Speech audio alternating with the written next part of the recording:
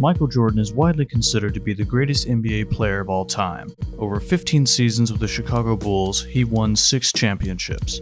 His fame reached such heights that fans all over the world were coming to the US to see him play. He's even credited with popularizing basketball in the 80s and 90s. Michael Jordan didn't grow up different from a lot of other kids, and especially not a lot of other athletes. He in fact didn't even make his high school basketball team. What was different about him, however, was his mentality and his work ethic. In this video, I'm going to teach you the mentalities that made Michael Jordan into the Hall of Fame legend he is today, and how you can use those same mentalities in your everyday life to achieve just about anything. From being better at sports to mastering some skill, these mentalities will allow you to reach new heights. You know, basketball is my love, always have been, and I can't ever envision an ending of something like that. You know, that passion that I have for the game until I'm dead and gone. The first thing that truly made Michael Jordan so great was his passion. When you find your calling and are truly doing what you love, you are able to focus much deeper than you would on any other task. Harvey Specter, you don't need to watch game film. Do you know who's watched more game film than anybody? No, who? Michael Jordan. How do you know that? You don't believe me? Let's call him. You have Michael Jordan's phone number. Yep. If I hit this button right here, I call Michael Jordan. It's kind of how a phone works. Speed dial 23. I'm doing it.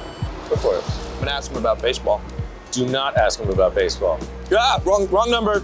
Michael Jordan would spend hours watching game footage and practicing alone just to be on the court competing for a few minutes at a time. Find a skill that you enjoy as much as Michael Jordan enjoyed basketball, and you will inevitably become good at it. This is the first step in understanding Michael Jordan and being more like him, because it's essential that whatever you are trying to be great at, you actually enjoy. It was smart that Michael Jordan stuck with something he enjoyed, despite the overwhelming odds at becoming a professional NBA player. But let's dive into some of the mentalities of Air Jordan. The first key mentality that made Michael Jordan so great was he always played to win. Now, what exactly do I mean by that? Surely everyone plays to win when they are competing, right? Not exactly. Most people play not to lose. They don't play to win. The difference between playing not to lose and playing to win is the level of risk you take and your goals. Michael Jordan is always pushing himself to win every single game. He loves winning. He's obsessed with it. He always plays hard, isn't worried about burning out, and is never satisfied. He plays to win. This is vastly different from playing not to lose, because when you play not to lose, you are happy with what you have and you are playing it safe. Because you are content with your current situation, you aren't pushing yourself for more, you aren't hungry, and because of that, you never reach your full potential. If you want to be the best, you have to be playing to win every single time. There are many clips that show this mentality in Michael Jordan, such as this one. But you have to really play hard. Does that hurt you physically? No, because when I play hard all the time. You know, there's no turn it on here, turn it off here. It's just 110% at all times. So, you know, if I burn out, That means my career's short. I go play golf somewhere. Yeah. But Think back to a time you were competing against someone or really trying to accomplish something. Were you trying to do well enough, or were you trying to win and be the best? Michael Jordan was trying to win. Now, it's not always terrible to play it safe, but if you are trying to be great at anything, you have to be playing to win. Work ethic eliminates fear is a quote given by Michael Jordan in an interview. This speaks volumes about his mindset and how he uses that to practice harder. He is not afraid of losing and has complete confidence in his abilities. Have you ever gone on the court and been afraid? No, I've never been afraid. I mean, obviously you're nervous, but afraid means you're not confident in your skills. I have total confidence in my skills, so I'm not afraid. He believes fear is attributed to not practicing enough. This mindset is genius because when Michael Jordan fails at something, he attributes it to a lack of skill, which pushes him to train even harder. It also means that he believes in his training so much that he is always performing at his best by not being afraid to lose or let anyone down. He often states how he has never felt fear on the court or been intimidated by anyone. You can learn to be anti-fearful as well by understanding that no one is really better than you, they just might have more practice than you. So when you are nervous or scared, use that drive to train even harder at that skill. You must be careful though when practicing this, because it's good to be confident, but you don't want it to go to your head. Michael Jordan isn't intimidated by anyone, but he remains humble and doesn't try to bring anyone down, even on the other team. Another thing Michael Jordan does on the subject of confidence is he always makes a lot of all or nothing statements like this. You guys remember in 1984 when they drafted Michael Jordan to the city of Chicago? I said then that we'd be champions by the time I leave. Well, we're a 5-time champion going for 6, and we need your support. Thank you very, very much. This greatly shows his confidence and is a perfect example of how he thinks. He was willing to stake his reputation on success. By saying you are going to do something publicly, you are putting pressure on yourself to actually accomplish it. This technique can be great because it makes others hold you accountable for what you say. Dennis Rodman, when he won his Defensive Player of the Year award, unashamedly cried. And here Michael Jordan wins the most valuable player and sort of breaks up. And why? This particular time, I was being given that MVP by my teammates, by people that I play with and I'm with 8 months out of the year, instead of the media who I see quite a bit. But my players actually gave me that because of the way they played, I feel. And that was very touching for me. While Michael Jordan was the most notable member of the Chicago Bulls, he couldn't have won as many games as he did without his teammates.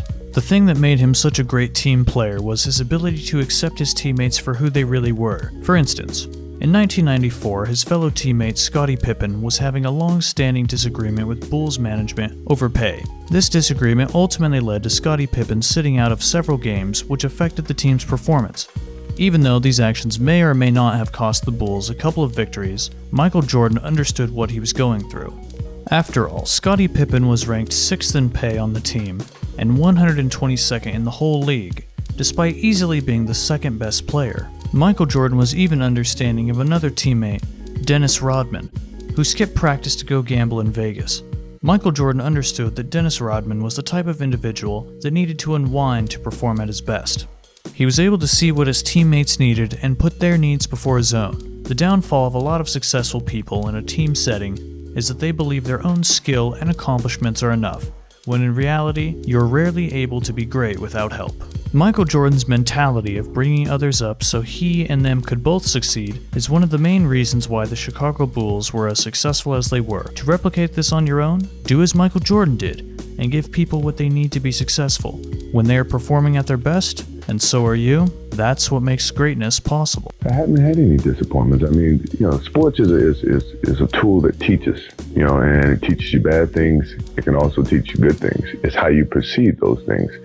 I've looked at every experience that I've had, negative and positive, and taken that as a positive. If I wouldn't change anything because I think it would alter some of the other things that happened. So when I look back, I can't say that I've had any bad things happen. Sure, I mean, you don't want bad things to happen, but you deal with bad things. You can't have good or without bad. Michael Jordan talks about how he's constantly learning from other players along the way, and how as he gets older, his understanding of the game improves. He has an attitude of living in the moment and learning along the way. He doesn't think about what may or may not happen, he simply says, "We will deal with it when the time comes." The Chicago Bulls' 1997 to 1998 season was coined The Last Dance due to the fact it was the last season Phil Jackson would coach, and the team was scheduled for a rebuild. This basically meant that after 1998, it would be a completely new team. During this time, basically every reporter was asking Michael Jordan if he planned on retiring, and every single time he would answer with a, "I don't know," or "We'll see." Michael Jordan truly lived in the moment, and he didn't worry about the future.